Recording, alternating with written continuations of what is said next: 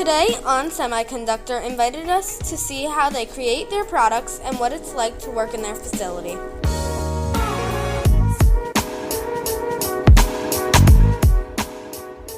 What does it mean to be an engineer?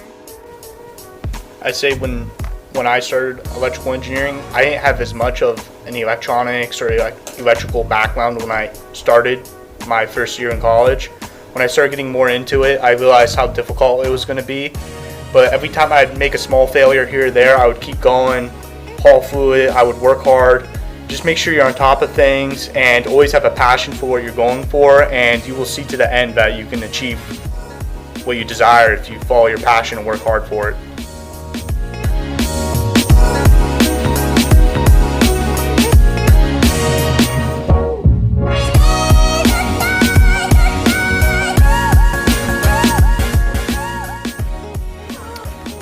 Engineering for me is, if you think about it, everything in our world has been engineered by somebody or something.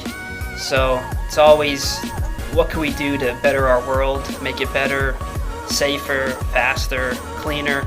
So being an engineer, you're part of helping improve what we already have. So that's what I think engineering is. On Semiconductors provides a great environment for workers to take breaks. This room includes a ping pong table, cafeteria, and vending machines.